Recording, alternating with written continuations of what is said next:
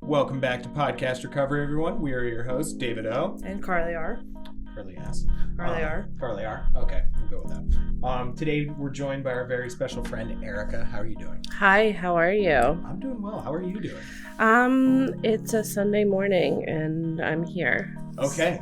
That's all that enough, counts. Yeah. That's all that counts. Where are you from, Erica? I am from Catonsville. Nice. I was born here. And then I've kind of like bounced around, but came back to Catonsville. Mm-hmm. Yeah. When were you first introduced to recovery?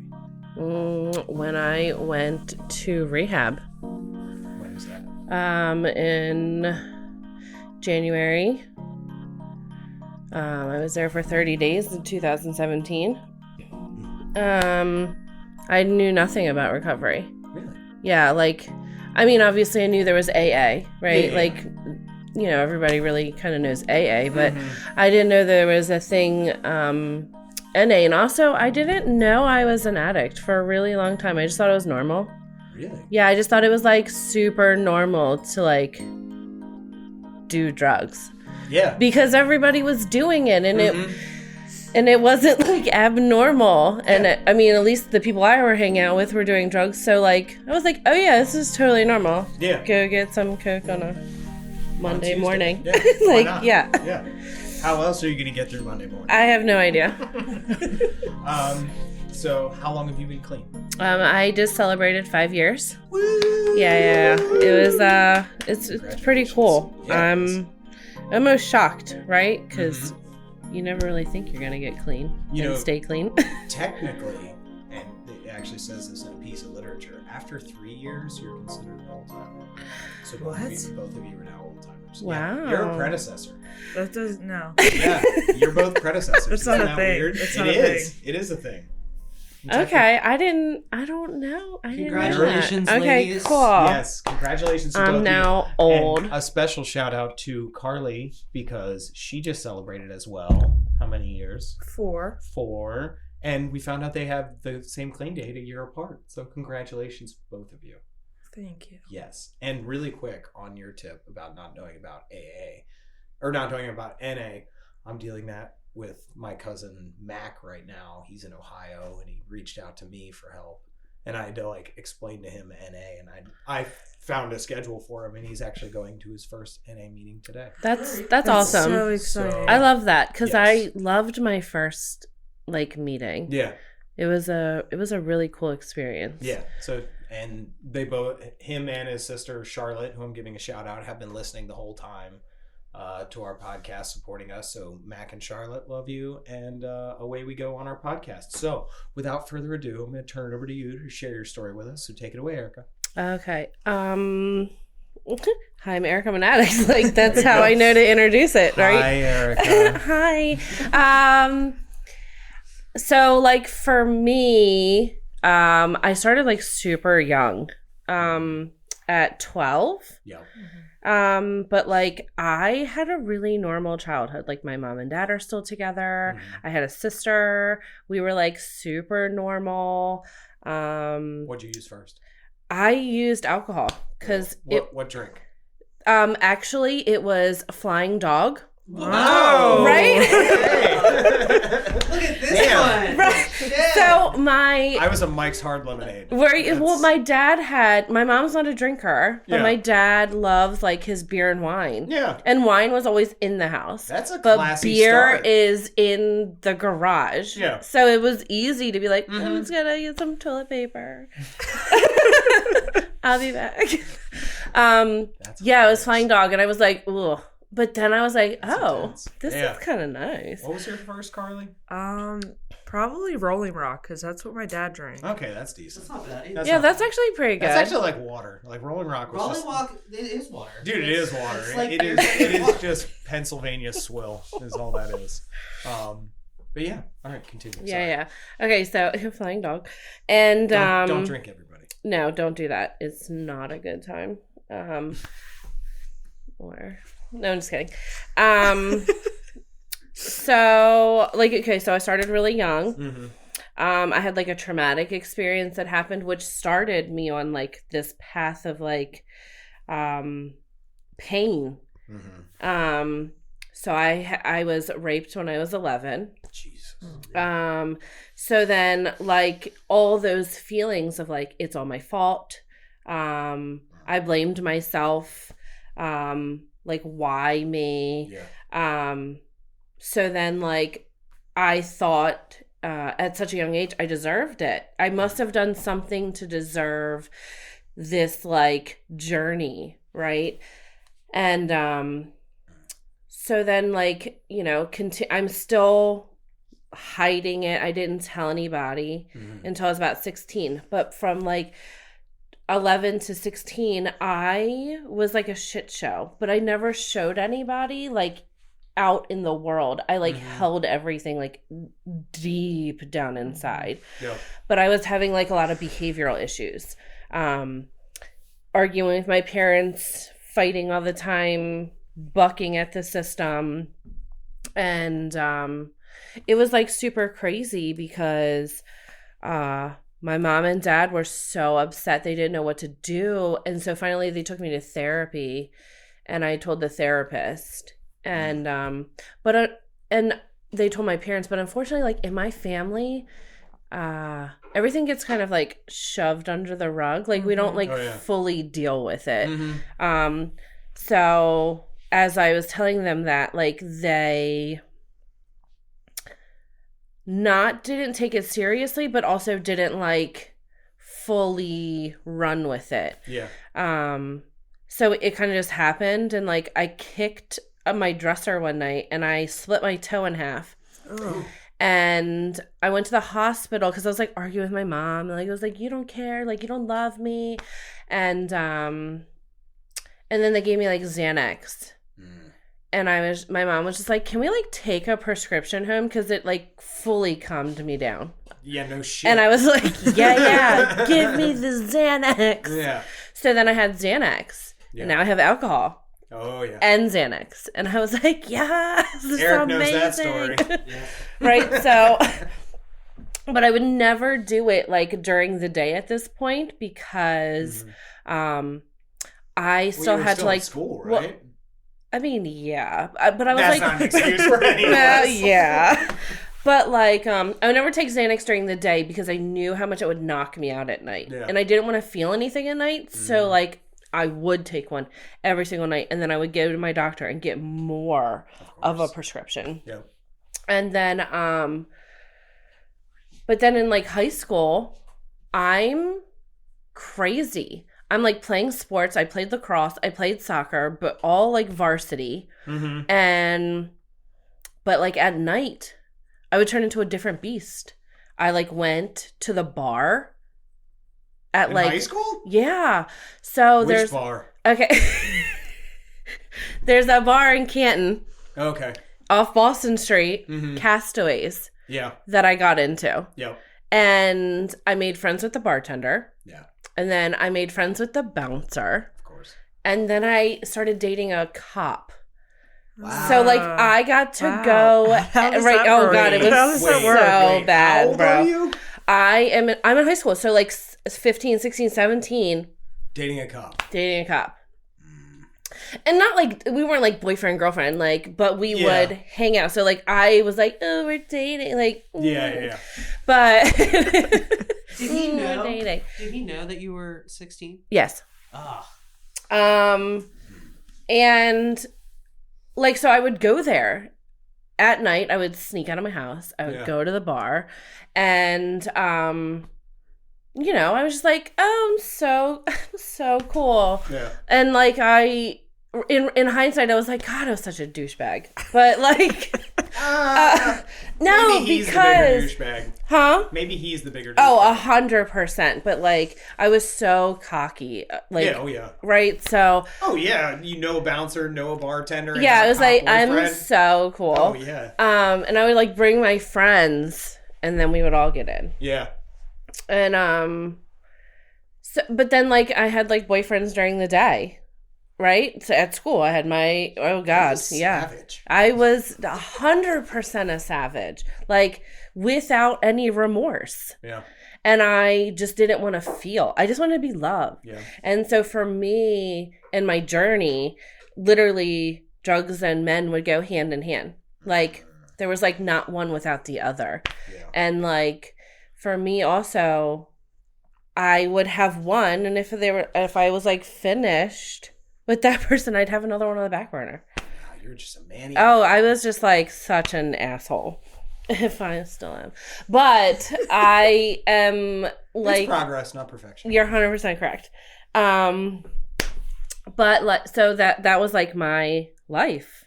I was like played sports, had this like facade. I would go to practice. And then I started smoking weed during practice and like cigarettes. And then I was like dying. Oh, yeah. And we had to run around Catonsville High School. And I would like, with the goalie, mind you, me and her would cut through the woods. Yeah, and I was just like, dude, I don't want to do this. And we'd like smoke a cigarette and then like go back into practice. Like nothing happened. Like zero things happened. It's not like lacrosse is a cardio sport. Absolutely not. Well, you know. Or soccer. Right? Or soccer. None of those things I was. Well, for a fucking goalie, it's not. Well, so I was, so now, back then it was called a first home. Mm-hmm. Now it's just like back attack. But our first home was like literally on the other side of the goal. So I really didn't do any running. Mm-hmm. I was literally, I would run around the goal and like score, but I didn't have to run all the way up the field. Yeah, you weren't a midi. Yeah. Yeah, so I was just like, yeah, that's fine. I'm cool. And, right, so high school, I actually got a scholarship to go to Penn State to play, shit. Right, to play lacrosse, right? But, drugs. Yeah. Also, I didn't want to do that anymore with my life. Yeah. Like that wasn't the path I wanted to go down. Mm-hmm. And in high school, I was able to leave school and go to college and or work. Mm-hmm. So I started working at a hair salon in Ellicott City. Mm-hmm. And I was like the front desk, like managing it. Like I was working 60 hours a week on top of going to school, playing lacrosse. And I was like, I don't want to fucking play lacrosse anymore. Mm-hmm.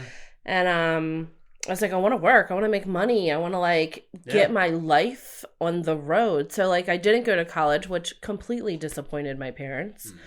And I almost like look back to see where my life would have gone. Oh yeah.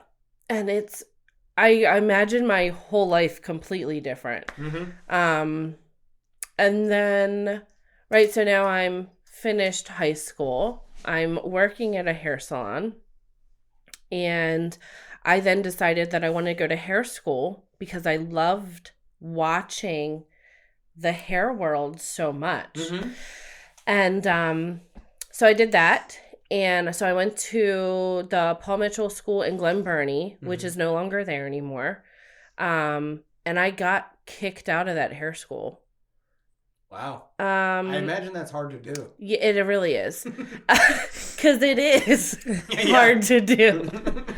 But I was like smoking weed and and like still doing drugs. Like it never stopped. Yeah. And so then I am doing all those things, and I got kicked out of this hair school because I went to Mexico for a vacation, and I came back, and they had changed and restructured the salon. Mm-hmm. You couldn't do color at your chair anymore. You had to go to a color bar to do the color. Yeah. Well, nobody told me. I didn't know. And the owner came over and was like, "What are you, stupid or something?" And I was just like, "Wait, what?"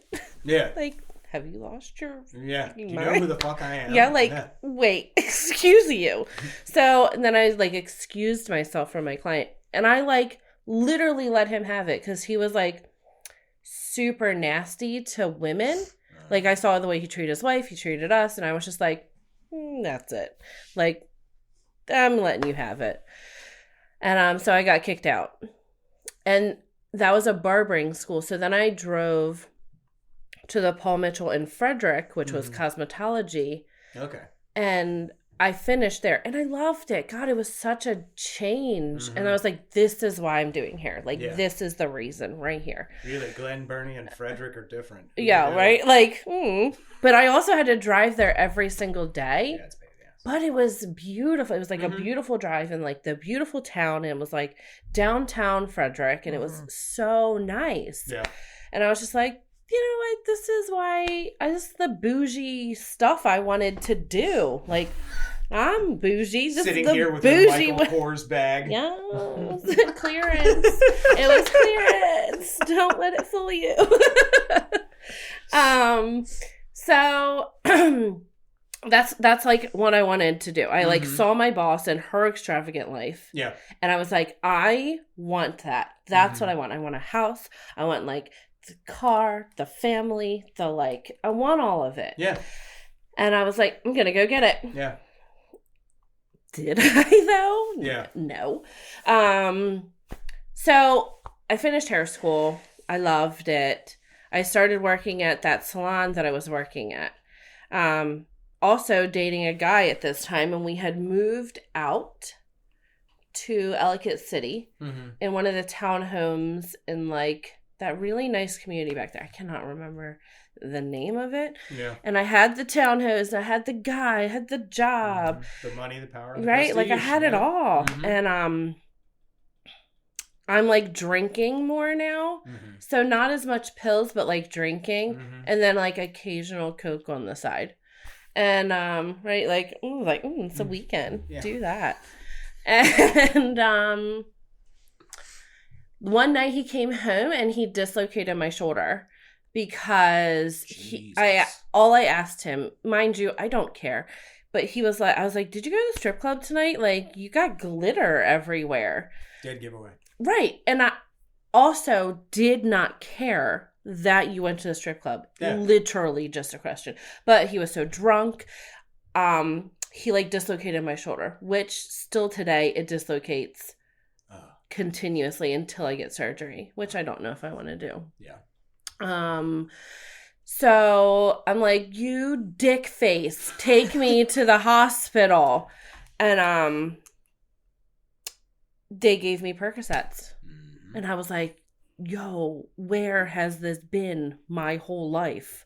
I loved the way it felt. I loved everything about it.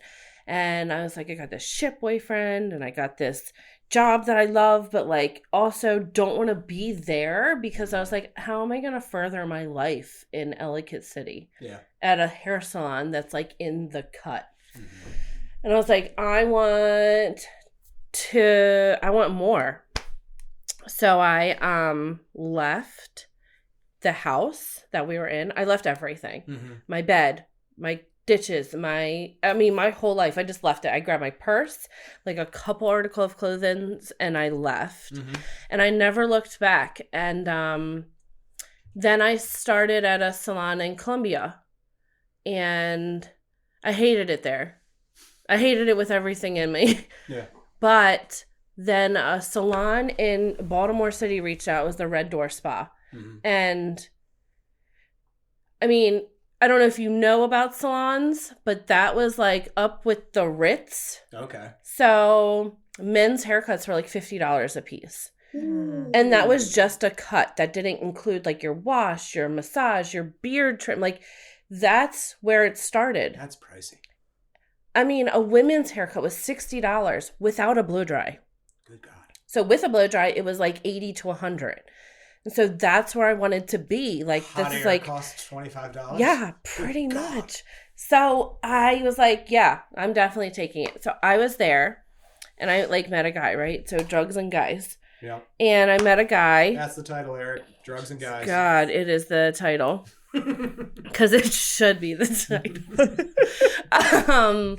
So I was like at this salon and I met this guy on a weekend that I like went away with my friends to like, cute. Let me go away for the weekend.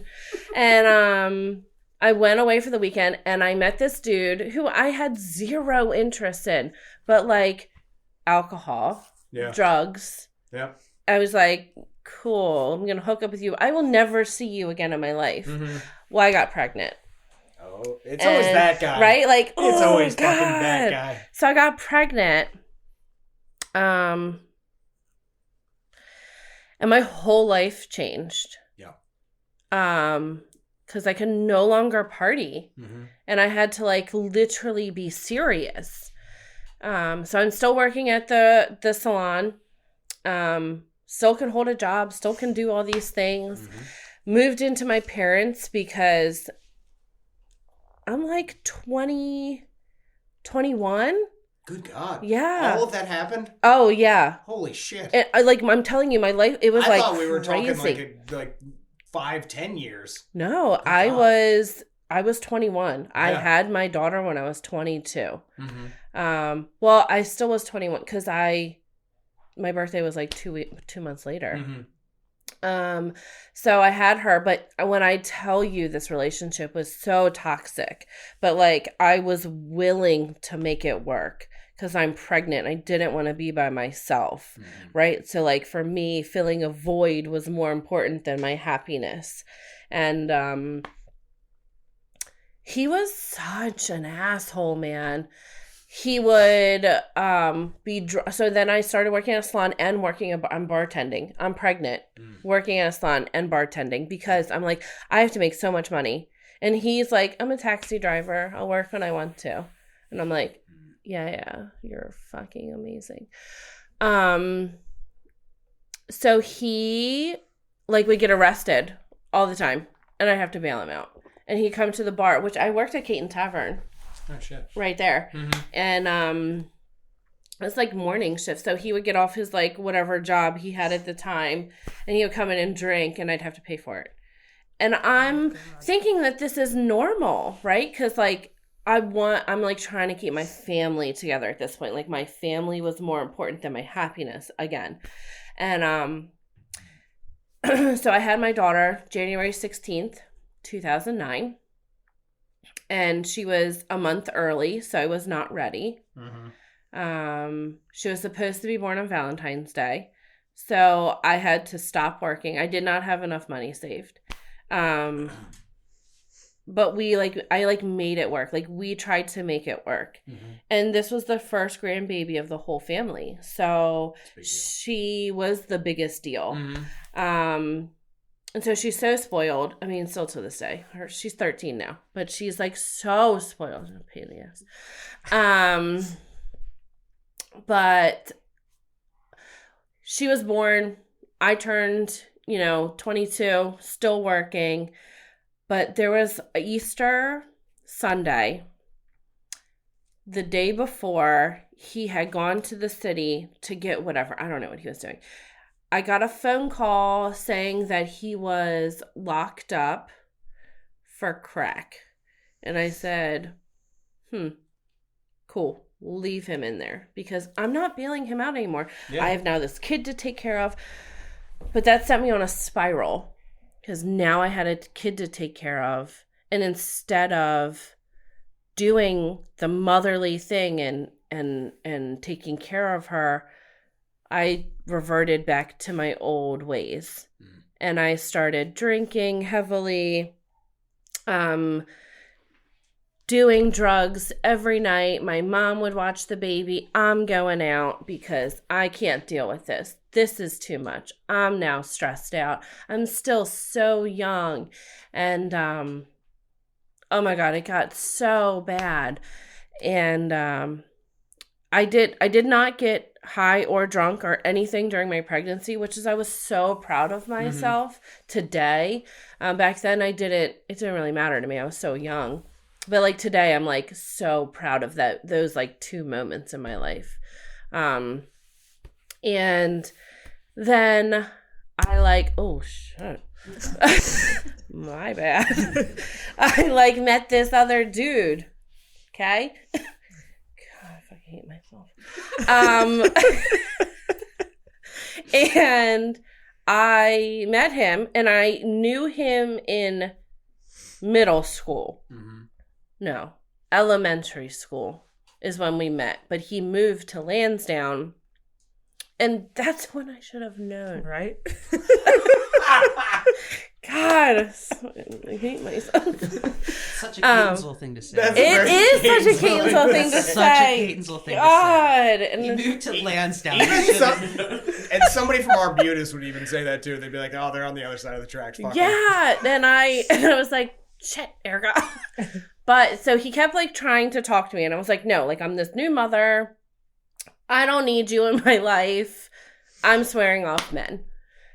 And I didn't. Good call. Right? But Yeah. listen. Drugs and men. I did not. I started dating him, and actually we were together for 5 years. But I had gotten pregnant again. And my daughter was born November 30th, 2012. So now I had 2 kids. And his daughter. What date was that? November what? 30th. Oh, shit. I was 2012. 2 days clean. Yeah? Yeah, in jail. Cool. I'm in the spittle. And I actually, her birth story is crazy. I had her fully natural. I almost had her in the car.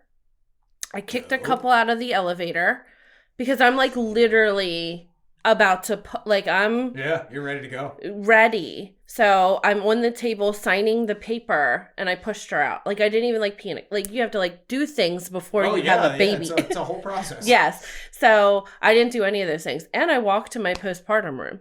I was like, like this was great. Baby in hand. Yeah, like cool. Still, umbilical still attached. They were like, need a wheelchair? And I was like, no. Leave me be.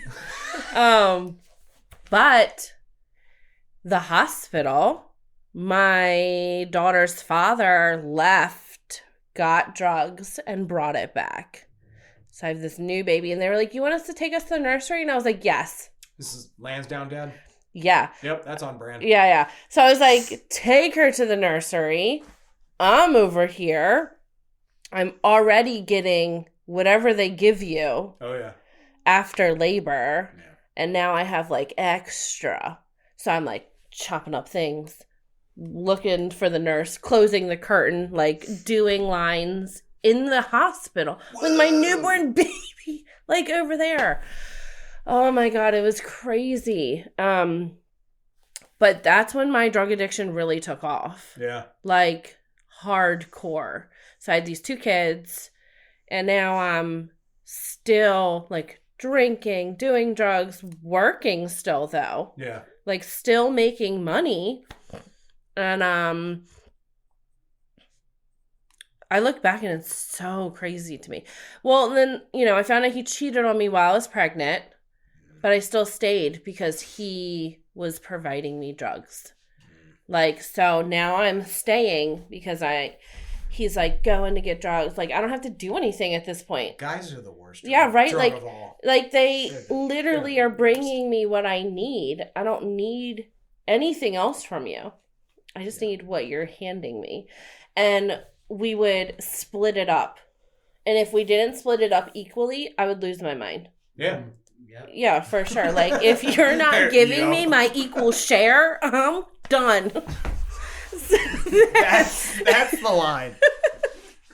So then, I don't know why we ended up breaking up, and I'm sure it had to do with something crazy, but I was so messed up in my brain at this point that I didn't care. And also, him and I moved multiple times.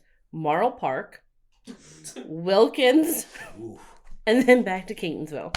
And I was just like... Well, at least you moved up. Yeah. Yeah. You continually moved up. My That's God. good. But when we lived in Marl Park, we lived right next to a perk dealer. Of course. So I'd literally be like, Isn't that a requisite for hey. Wilkins? Like, And new then- deal? No, you can't live here. And then when we lived in Wilkins, Sorry, we lived Wilkins and Lansdowne. 2 door. Sorry. Like, I You know, did this God, to I'm yourself. so sorry, but like, it's reality. And then we lived in Wilkins, and there was, oh my God, every morning I'd take the kids to school, and there was like prostitutes using my mirror as like, Oh, yeah. they're like Yeah. fixing up. And I was just like, dude, move. Like, what are you doing? And then there was this was where it got This is bad. the most Baltimore podcast. Listen, I know. It's crazy. My life is crazy. Okay? Crazy. And I did it to myself. So then I would go to, like, there was this one time it got so bad. I would, like, come out my door. There was a prostitute sitting on my stoop. The cop, she had baggies he like dumped the baggies out, right? Of course. And I was like, dude, Excuse me. 2 steps down, like Yeah. 2 stoops down, take this mess 2 stoops down. But I put my foot down on the baggie. Yeah. And I was like, these are mine for the inconvenience that you gave me. And such an asshole, This is man. epic. Yeah. So I was like, okay, cool. So I didn't want to, so like one of my nevers was never do heroin. Mm-hmm. Never do heroin. Yeah. So I was like, oh, I'm going to take these bags, I'm going to sell them for pills. Right? Eric just laughing behind the curtain. Right? But you know what? I did. I just, Oh, wow. no, because I was like, I will never do that. I will never be that heroin addict. Okay. So then we like couldn't afford it. He kept taking more money out of my bank account. Yep. And mind you, I'm still working at that Red Door spot. And I've also moved up. I am now lead stylist, manager, and trainer. Mm-hmm. So I'm like making more money than I could ever thought of. So Yeah. that's why I'm thinking I'm not an addict, because I can still Oh, yeah. hold down my job. You're failing upwards. Right? Like I still have both my kids. Nobody got taken from me. I have this amazing job. I have this boyfriend who I was like, yeah, I'm great. Mind you, I'm catching mice in my kitchen as like a Tuesday night activity because I live on Wilkins and there's shootings in the backyard of my house. Yeah. But well, the thing is that we didn't stay there long. So the thing is, we didn't even have time for that. We didn't even unpack all our boxes to stay there long enough because I was giving him the rent money and he was using it. Mm-hmm. So I was like, we can't stay here anymore. I can't afford you to continue to fuck up. Mm-hmm. So we moved back to my parents because I was like, I need somewhere to be that's safe. Yeah. But I need to still get out. So I'm like trying to like save all this money. And finally, I think he stole almost all my money out of my bank account. And when I say I had like thousands of dollars, him and his buddy took my bank card one night and used it and took all my money out of my account. And because he knew my PIN number, I couldn't go to the bank and be like, this dude stole my money. Yeah. Like, that's not how banks work. Nope. And so I was fucked. Also, he totaled a car that was in my name. And now, till this day, he still owes $10,000 and they're coming after me. And I keep sending them his number. Yeah. I'm not doing that. And eventually I probably will because it's the wreckage of my own past that I have to clean up. But, so then that happened, and so now I'm by myself with 2 kids working, but I get fired from that amazing job because I'm late. I'm not doing what I'm supposed to be doing. But then I went to Baltimore Salon and Spa in the Ritz because I had this amazing resume. Yeah. And mind you, I was also doing runway work with Paul Mitchell in New York. So on the weekends, I would do Jesus. right. What the fuck? I would do so much drugs with them, and I'd be like runway, and then I'd go back, and then I'd be like, well, I still need more drugs to function as a human being. So it's like kept getting progressively worse. And so now I'm working there. I didn't work there long because like my drug addiction have gotten so bad at this point. I can't function throughout the day without meeting my dealer at the salon. Mm-hmm. So now my dealer's meeting me at the salon so I can actually do somebody's hair and not knot out or like anything. And mind you, it's still Percocet, so I haven't ventured off yet. And until I meet this other guy. Of course. And man, this guy, God, and I'm coming to the end of my road, but like, I thought that he was so good. He was like he went to church every Sunday. He like had a great rapport with his parents, and he was just an abusive asshole. And but at this point, I deserved it in my head. Okay. I just right about like to kibosh that real right. quick. No, but Like, in my head, I thought that I had done all these things and all this stuff, and I thought I deserved this abuse. I thought it was love because I had been, mind you, like mentally abused the whole time with these men who I'm getting drugs with. And now am doing, so my dealer, I went to go get Percocets. He said, dude, I just got this, and it was heroin. I just got this, try a sample. Of course. But I held, I held that for 5 days in my wallet, staring at it. And at this point, I'm sick because I didn't have anything. And I did it. And that was like, that's like almost all she wrote after that. My life went to shit after that. I'm now no longer working at a hair salon. I am now escorting through Backpage. And, God, that was a pain. Wow. And I'm now living not at my parents', and I have my kids were like living in my car. And I'm still dating this guy, but when I tell you, I have never felt more disrespected in my whole life. Even escorting. Like, he was the epitome of, and when I wrote my 4-step, he has got 10 pages because it was so I've had broken jaws, black eyes, pulled out hair. He stabbed me. He shot at me. He tried to kill me and my kids in the car. Like, it was the definition of insanity, but I stayed because drugs. And, I was towards the end of my road, I was escorting with this other girl. We never went without each other because I always needed a, safety person.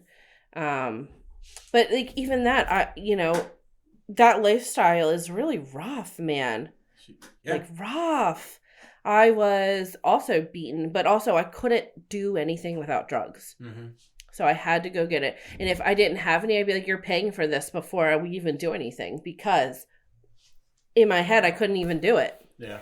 So I'm escorting. I'm hanging out with this girl, still with this guy. Pretty much gave my kids to my parents. Nothing legally, but was just like, this is what it is. Here, I can't. My daughter saw me use. They saw me get beat up.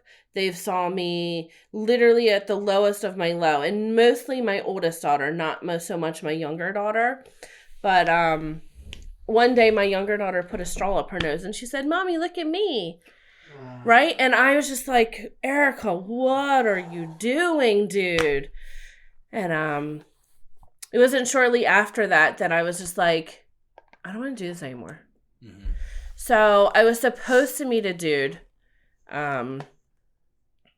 But instead I went to my mom's house. I laid in my old bed and I cried. And I really was withdrawing. I was like sweating, throwing things. And then I finally looked at my mom. I was like, I need help. Like, I just need help. Like, I don't want to live like this anymore. I don't want to do this anymore. I want my kids. I want like my life back. I want my life back. And so, but for me, I had to leave the state to go to treatment. Mm-hmm. Because this guy is now stalking me. Yeah. And I couldn't go to Baltimore for treatment because I also know me. I have to remove me out of the equation. Yeah. And I had to literally go away. So I went to Pennsylvania. Mm-hmm. I know treatment's not a lot of people's stories, but it's like the biggest part of mine because it's where I found my like salvation. Mm-hmm. It's where I found this program. It's where I found recovery. It's where I found my life. The program if you want. Huh? You can drop the program if you want. Name drop. What? Where I went? Yeah. Oh, the ranch in Pennsylvania. Mm-hmm. Oh my God, it was the best place on the planet. It was literally in the middle of nowhere, next to Amish country. Ooh, yeah. Like, oh my God, it was beautiful. I woke up and I like saw the horizon. There was like woods. Oh my God, it was so beautiful. It was like so therapeutic for me. But when I went up to treatment, this is my last day using. I'll never forget it. My mom handed me $60, went to the city. Because they were like, you have to have something in your system before you can come to treatment. And I was like withdrawing. Which is such a fucked up part of the whole industry. I agree, like, yeah. because I was just like, cool. But I was like, yeah, I get to get high. What? I get to get high. I'm so excited. And so I go to the city, grab some stuff, go to my mom. And I was just like, you do realize that you have to stop every like little bit at the gas station so I can continuously get high. And she was like, Erica, I don't care. As long as we get you treatment, I don't care what we have to do as long as you get there. And I said, I bet. So then I am going, and we stopped at this last place, right? It was Sheets. I don't remember the road, but it was a Sheets in Pennsylvania, right? Because that was like... You're already selling me. Yeah, and so I'm at the Sheets. I'm in the bathroom. My mom was like, don't forget to throw your stuff away before we get out of here. And I was like, yeah. I hide it in my ponytail. Nice. Because I was like, I want this so bad. Yeah. But it has such a hold on me. Yeah, of course. I don't want to get rid of it. But I did get rid of, like, I had this, like, weird... little kit. I had, everybody's got a kit. Yeah, I had a kit.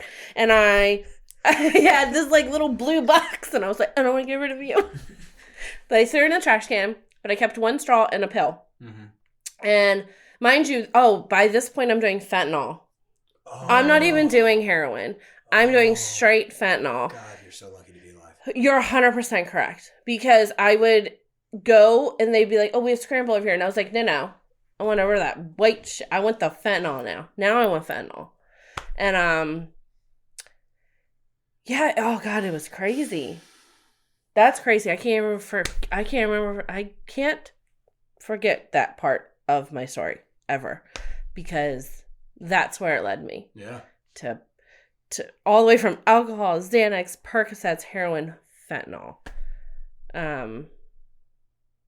Yeah. Okay, so I'm going to treatment now. I'm like, I'm here. Also, it was at nighttime, so everybody's now taking their nighttime meds. So they got, you got the line. Like, don't mind if I do. And I was like, oh, okay. They were like, we can't give you anything because I know you're high, and all we can give you is a melatonin. And I was like, the fuck? What's that gonna do for me right now at this point? And I was just like, So now I'm getting ready for the search, your body search. I was like, I'll be right back. I gotta go to the bathroom. So then a whole pill, I just railed it. Flushed everything down the toilet and then went there. I don't really remember that night too much. You don't say. Yeah. The one thing I do remember was I was scared. Yeah. I was so scared. But you know what was crazy? I went into my detox room and there was a note on my bed. And it was like, I don't know you, but I'm so happy you're here. Aww. And I was just like, oh my God, like, wow. Nobody has ever been happy for me to be here. Anywhere. Like, anywhere. And I went to bed and I woke up in this room with two other girls whom are still my best friends till today. And the one girl, I got really close with her because we were in detox together for a long time because she was detoxing off of alcohol and I was detoxing off of fentanyl. So it was like a weird, long detox. What are their names? Name drop them. Oh, so my friend Jess and my friend Hannah. And Jess actually lives in Essex, which is why her and I became so close. Mm-hmm. Hannah lives, she's kind of still a floater. Okay. She just likes to float. Yeah. Solid girl, love her. But Jess and I became like really good friends. and we were in detox together for a long time. And then I did not know anything about NA. Mm-hmm. But somebody was like, you need to go to all these meetings. All I kept hearing was meetings. And I was like, what the fuck's a meeting? Yeah. I don't want to go to the meeting. I don't feel good. I'm sweating, shitting, piss. Like, I'm everything. And I don't want to do anything. And they were like, no, you have to go to this meeting. So the first meeting I went to was AA. And I was like, I don't want to do this. Yeah. This one sucked. Also, I didn't feel good. So I never fully gave it a chance. Yeah. Fair enough. But when the NA meeting came around, this man, right? Drugs and men. This guy came in. I mean, he was like buff, tats, like, I don't know. He was from the Dundalk area. But like, the thing is that he was so good looking and he was clean. Yep. And you're like, and I was like, some of that. I want whatever that is. And but at some point, right, it didn't become about what he looked like. It was about his story and how he felt and how like he was. And I was like, dude, that's me, like in a nutshell. So they told me in treatment to do like a 90 and 90, get a sponsor, get a home group. I didn't know what any of those things really were, but I knew that I wanted to do it because I didn't have any other, like at this point my way wasn't working. Mm-hmm. Let me try a different way. Yeah. And so I finished treatment. I go to the Wednesday night at 8:00. Mm-hmm.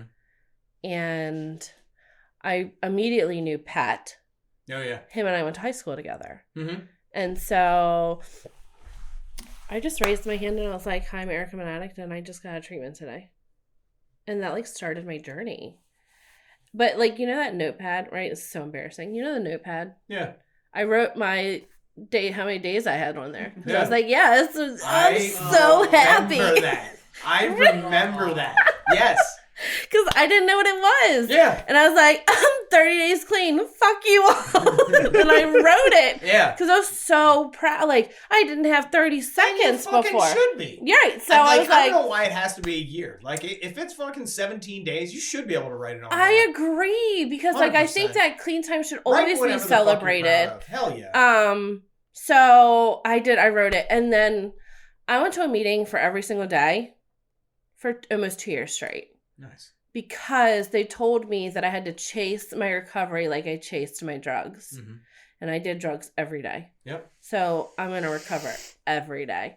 And I joined a home group, which I didn't join your home group, but I joined the Thursday where it was like Emily, Kim, like it was more it was more women based. And I needed women. For the lesser of two evils. Yeah, I needed women in my life because I never had a woman who was actually a friend. Yeah. And I never trusted women. Because they always wanted something. That's cool. That I had. Carly up top. I love you, Carly. Love you too. But I needed like people. So then I actually made Emily my sponsor. Mm-hmm. Because I liked her. Yeah. A lot. Emily's great. And she knew the book more. Like she was more. She's very studious. Yeah, like, and I needed that. I needed somebody to, like, beat this into my brain. Mm-hmm. And I did. I started my step work. I did start dating somebody immediately afterwards because even though they tell you don't do that, I don't listen very well. And, but he died. Who was it? Because he did one more. Who was it? Jesse. Oh, I knew Jesse. Yeah. So we were dating and you know that night still haunts me to this day because I left him at 2:30 in the morning and he died at 3. And I didn't find him till 10 o'clock the next night because I just assumed he was sleeping. But we had a family event to go to that his like sister's birthday or something. And I went and I walked up to his house and I was like, hey, is Jesse here? She was like, yeah, I think he's sleeping downstairs because he was sitting up with his headphones on. But he was dead after 30 minutes. And they found a pill underneath of his body when they moved him. After that moment, I swore off men for 2 years. Because I was like, you know what? Nothing I'm doing is working. Literally nothing. Every time I go around somebody, something happens. I just need to be myself. And at this point, I just needed to find myself. Mm-hmm. And he was dead and I was hurting because he was the first person in recovery that I was clean. Your first person in recovery, I don't know, does something. Oh, yeah. And I still hold him very deep in my heart. I actually still talk to his mother because he was such a big part of the beginning of my recovery. Mm-hmm. I'm like hanging out with Stephanie and Matt at this point who are still clean and but like everybody else that I really like got clean with are no longer clean today. You need to help me just continue to browbeat Matt because he's like, oh, I work a lot. And I'm like, we're going to get you. First of all, Matt, we all work a lot. And first of all, Matthew, get your, you shouldn't say no. Why are you saying no? Yep. So, you know, I'm at this point, I am working at Double T, which I hate more than everything in the planet Earth. I cannot stand that place. I just really fucking can't. Being from Catonsville, that has to have like a little extra sting too. Yeah, yes. It really does. It really, really does. But I worked there, so I know what happens behind the scenes, and I'm not a fan. So, breakfast is the worst meal of the day. Let's just say that. But okay, and then I found this person. Her name is Tracy. She was an amazing person. She got me a job at a hair salon in Glen Burnie. And I'm now doing again what I love.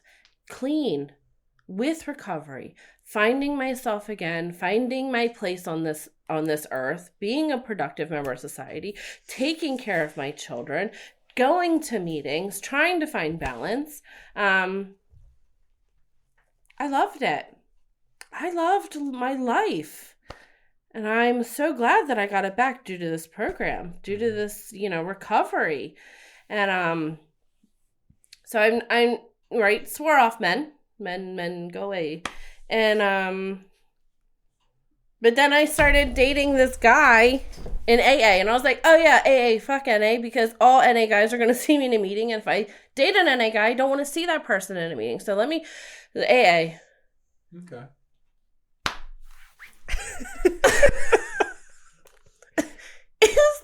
It was terrible. It was fucking terrible. Guys are the worst. I just hated it. They're the worst. I'm sorry.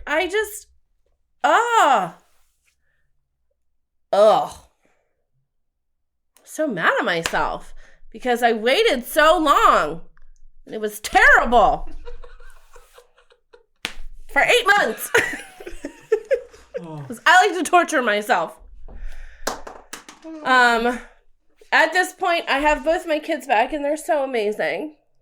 And I love everything. And I have a best friend whom I count on today who helps me with my recovery when I'm batshit crazy because I don't have to use. I don't need to use. It's crazy because both of your batshit crazies cancel each other out. Yeah.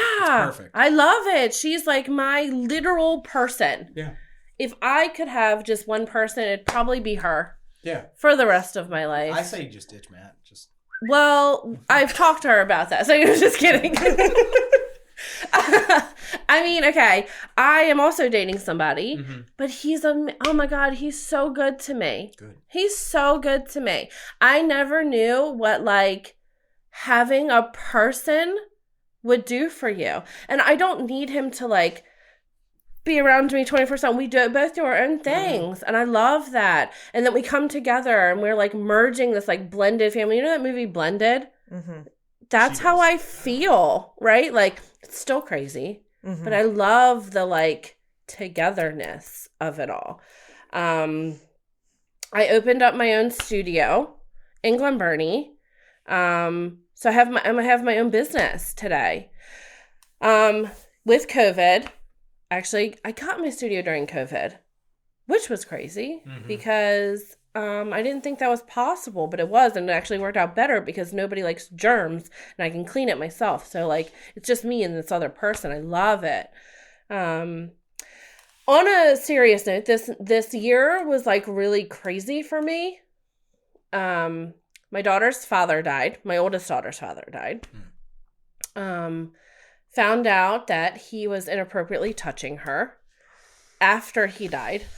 So now my 13-year-old wants to kill herself and hates herself. And I had to take her to the psych ward. So like, now all the things that my mom and dad did not do for me, I look at it like I'm doing above and beyond for her now because I know that feeling. I don't want her to ever feel that way. So she has a therapist. She has a psychiatrist. She has a therapist at school. I'm emotionally supporting her because I know how that feels. I mean, it's your father, for fuck's sake, though. How do you even wrap your brain around that at this point? But he died. And so now I do things like I took her to the rage room. Yeah, I saw that. That place is awesome. Yes, for her birthday. Yeah, for her birthday, I took her, and we're going to. That's okay. So that's another. We're going to the gun range. I'm going to show her how to shoot a gun. Okay. Is it smart? I don't know. Rage room is a great idea. Rage room's a great idea. That's perfect for like that age. Yeah. Oh God, it was great because they gave you boxes of glass. They could just like throw against walls, sledgehammers, bats, old machines. I made something with his name on it, and I swear to God, she like murdered it into the ground. But she was so happy after that. I think it was her like. That was very cathartic, I'm sure. Fuck you. Yeah. Like literal fuck you. But she's like, he is still my dad. I still love him. So it's so hard. Yeah, it's gonna be because, man, it's rough. But I was telling, and she's cutting herself now. It just like continues to pile on. But you know what I'm grateful for is the fact that I'm so clean today that I can actually help her, because if I was using, I would not be able to do any of this. I'm legit trying not to cry right now. Yeah, but I would not be able to help her through this like painful moment in her life. And I'm so grateful that I wanted something different, and I needed that change, and I needed this to like change. I needed to change. But then, my other daughter, my little one, her father's having another kid. And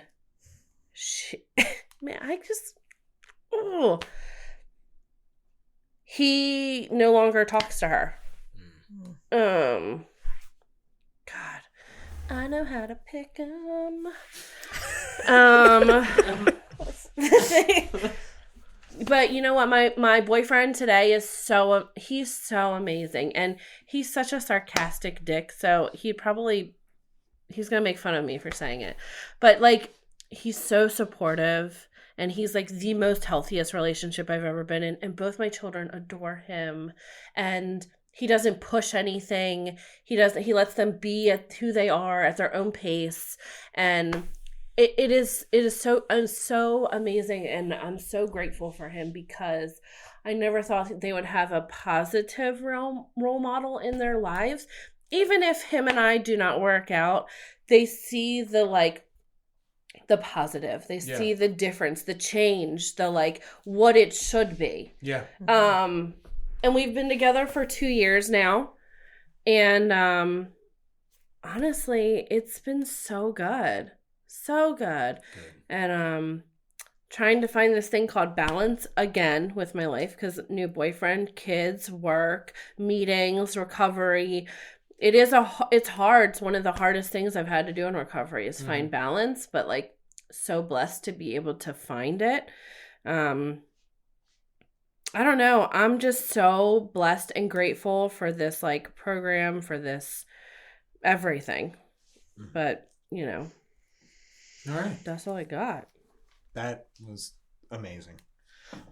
We definitely have some questions for you. Yeah. David, do you want to go first? Oh, You stole my line. Yeah, totally trumped me I there. love that. I love everything that just happened. Yes. Yes, I will go first. All right. I want to start with a fun question first. Favorite horror movie? Did you say horror movie? Horror movie, yes. She said you're a horror Oh movie yeah, fan. for sure. House of a Thousand Corpses. Oh, this is a solid answer. Yeah, Solid I answer. love them. those movies. Yep. I love them. Have you seen all of his? Yeah. You saw Even Lords of Salem? Yes, I saw 31? Yes, 31. We went to the movies. They had like a special showing. Yes. Yeah, we I was went. there. Me, Yeah. Stephanie, and my boyfriend. We all went. It was Hot great. take: his Halloweens, in my opinion, are better than the original Halloweens. The original Halloween is my favorite Halloween or horror movie of all time. Okay, yeah, no, I can Just because totally. it's the OG. It Yeah. like the original slasher is Psycho, but Halloween was the one that took it. I to think the next Hitchcock is definitely like Hitchcock's the in his own original realm. thriller Oh, yeah, horror. Absolutely. Yes. Do you have one? Are you a horror movie fan? I'm not a fan, Okay. but I don't have a favorite one. Okay, that's fair. That's fine. It just is. That's Yeah. fine. Yeah. Yeah, you don't have to have a favorite. Okay. So you talked about stuffing your feelings, and I want your answer on this too, Oh, Carly. God. So, because I know that's a parallel, and I think it's a common theme in all of recovery. Just we stuff our feelings and what we're thinking and what we're feeling for so long, and then we learn to transition to opening up and experience those feelings. Yeah. So what is the benefit? Like, was it difficult from going from just stuffing it down and not talking about it to now being in recovery, and it's like being encouraged to open up? Yeah. Oh, for sure. Mhm. That sucked. Mm-hmm. That was the worst. But what I kept hearing was your feelings are never going to go away. Yeah. Your like you can stuff them as far down as you want, but Oh, yeah. they always resurface Mm-hmm. in such a whenever they just came up, Oh, and yeah. and I was just like, God, oh, I'd be sitting in a meeting and I'd be like, don't cry, don't do it, because like a feeling would come up, That feeling. right? Like, God, it was, but it was so freeing Mm-hmm.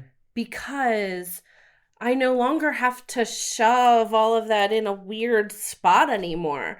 I could like live, I was like happy, and like I had never been happy before, and I could like feel my feelings and say what I wanted to say without the fear of hurting your feelings, because I'm not hurting your feelings. I'm just like telling you how I feel. Mhm. And so now I'm telling you how I feel in a way that like I know how, and not to hurt your feelings, but I would be like, hey, like I don't fucking like you today, and that's Mhm. okay, Yeah. and that's okay. But I might like you tomorrow, Mm-hmm. but today I fucking hate you all. So, and I would say that in meetings, and I'd be like, you know what? I love everybody in this room, but I fucking hate all of your faces right now, and I don't even want to be here or participate. And they'd be like, thanks for sharing. I'd be like, you're welcome, because that's how I feel. Because that's how I feel. And but it was super freeing. Good. Yeah, it was so good, and still today is super freeing. I feel like so much better about life, like wanting to be here. Carly, Yes. because I know it's something you still go It's through. still fucking sucks. I know. It is really hard to actually like admit that I have feelings. Yes. But I can say that when I do actually talk about how I'm feeling and open up to somebody, even if it's just like you Yeah. or whoever, just one person, I can't do the whole group thing. Can't do it. Mm-hmm. But it feels so much better. Yeah. And it's like validating. Yep. And that I think is like the biggest part of it. Like I'm not alone in how I feel. And that's sort of like the duality of it is like you hate that you know that it's gonna feel Uh-huh. good, and you're like, I know this is good for me, but it fucking sucks right Yeah. now. Uh-huh. But then when you finally get on the other side, you're like, God damn, I feel Yeah. good. Like, how dare you You're like tell me how I you're feel? like frustrated to feel good. Uh-huh. Yeah. All right, Carly, go ahead. So let's see. All right, so your two daughters are right around the age that you started using. So Yeah. how do you tackle that whole parenting process? So I'm very honest with both my children, Mm-hmm. like super honest, because I feel like I have to be, because both of their fathers and myself are addicts. So to deny them the truth would be a disservice, because I feel like the more you know, the more you can like make your choice. Like now it's a choice for you. My 13-year-old has seen me use, has seen her father use.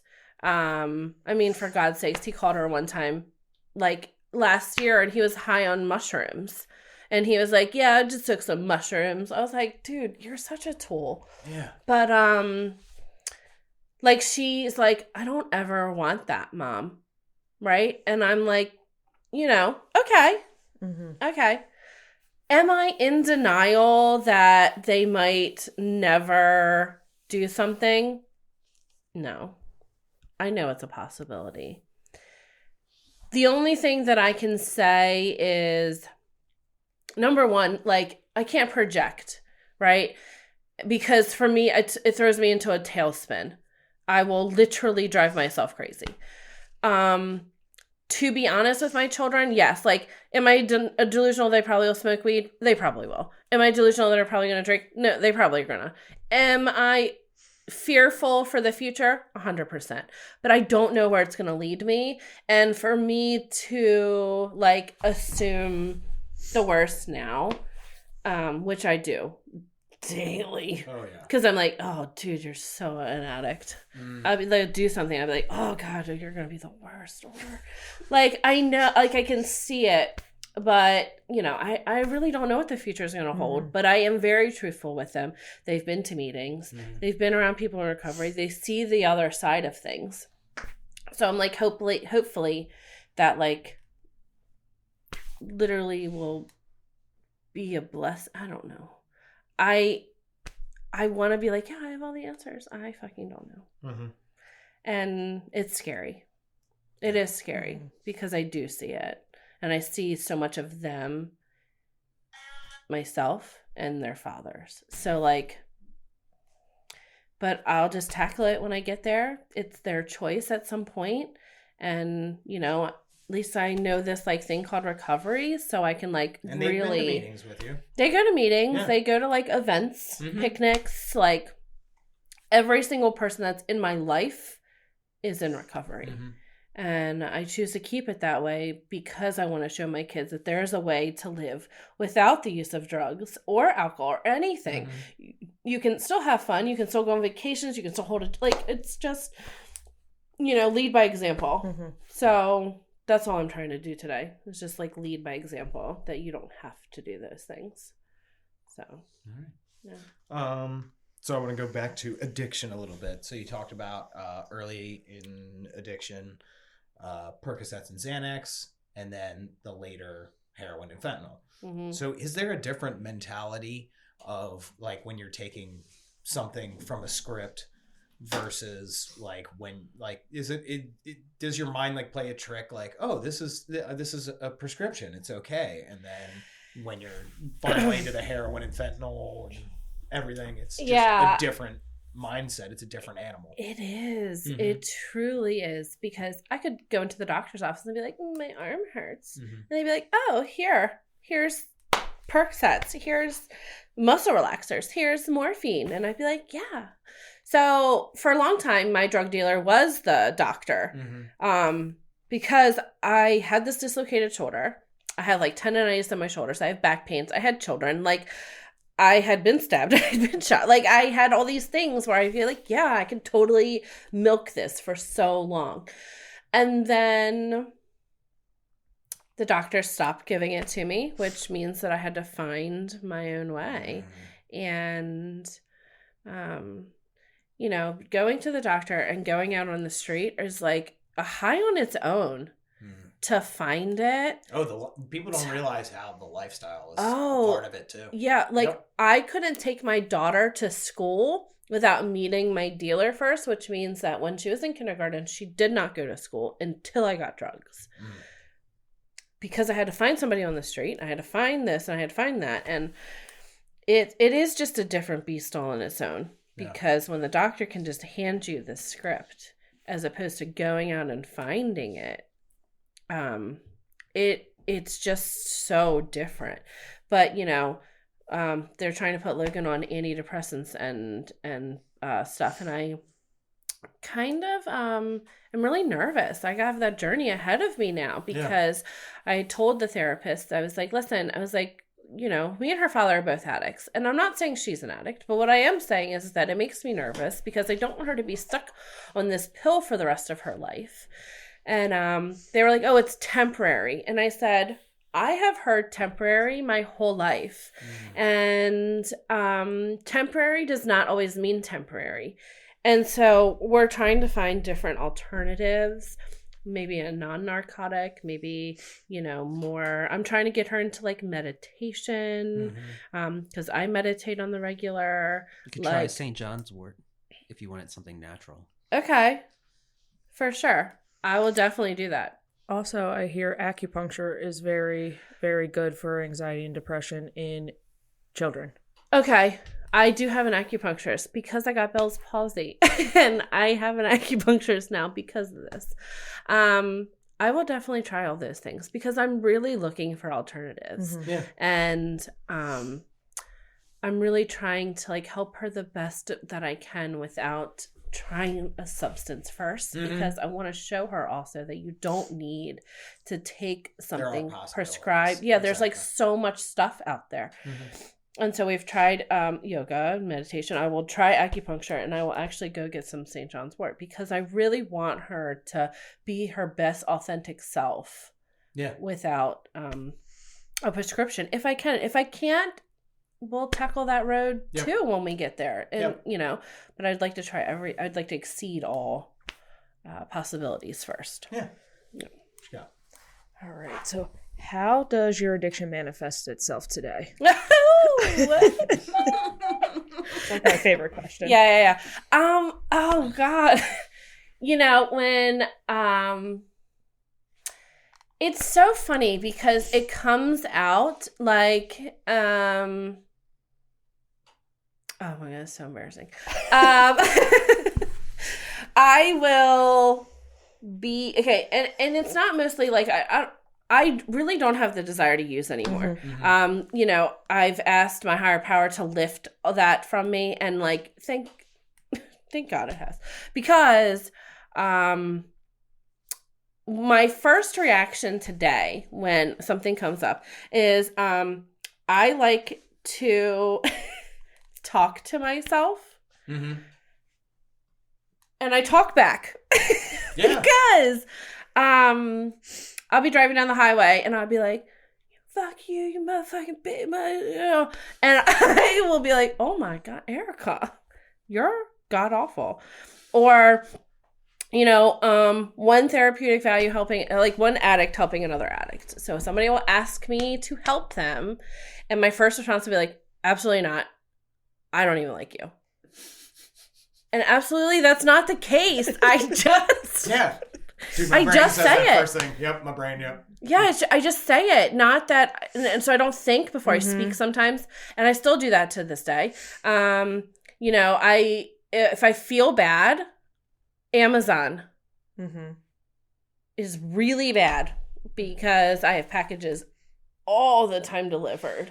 But now I have to think before I do it because it's, you know, I'm just trying to fix another feeling with another feeling. That's what the shopping cart is for. Just leave it in the shopping cart. So I do that, but the thing is that I'll be like, ah! Then it's like 37 items and you're like, fucking buy them all. And I'll buy stupid things. Oh God, I bought an ice thing for my face. And I can just use a fucking ice cube. What is wrong with me? You know what I'm saying? Like, just, why do you need it? For what? I don't know. It still manifests to this day. I still have to do this thing where I have to like look at myself, take my own inventory, do not take other people's inventory, look at myself, stop comparing out. Like, I have to do all these things because I'm still crazy. Thanks for letting me share. All right. Well, I am out of questions. Okay. Are you out of questions? Yeah, we'll end it there. All right. Well, we would I'm love happy to with that. thank you for joining us today. You're Eric. welcome. It was nice. It was nice. I'm gonna give you one quick minute. Talk to the women out there who are listening, going through addiction, going through a shitty relationship, whatever. What do you have to say to them? Oh my God. You're not alone. There are people who are going through the same thing that you're going through. Like, I love you. Please, like, come over to the side because it's amazing. It's so freeing. I love it. And if I can change, like, come on, anybody can change, because I was a shit show and you don't deserve it. You are so much more, like, you're worth more, so much more than you think you deserve. And just, like, you know, love yourself as I love everybody today, because if you don't, like, you can't love anybody you cannot love anybody if you don't even love yourself. So, like, I know that today, and I love myself today, which is why I can love a healthy person. Like, come and, like, enjoy this, like, recovery so you can, like, love yourself today, because I think that's the most important thing, to like yourself, love yourself, like, be who you are, be free, and not have to go and use anymore, because it's, like, totally not worth it. All right. Well, here at Podcast Recovery, we are aiming to expand the scope of support for recovering addicts. Accessibility and convenience of helpful services is paramount to combating addiction. We work to bring the message of recovery to every addict wherever and whenever it is needed. We believe that a powerful voice of recovery should be obtainable, practical, and like a touch of a button. Every addict deserves to hear a message of hope, and Podcast Recovery is here to provide it. All right, everybody, thanks for joining us. Make sure you go to all of our platforms. Go to podcastrecovery.com to learn more about your hosts. Check us out on iTunes, Spotify, wherever you get your podcasts. Please check out our Patreon because we need help keeping the mics on. We are fully self-sustaining. So, check us out. Get some cool content, some cool swag coming your way with just a small donation. And we appreciate all of you listening, but most importantly, everybody out there.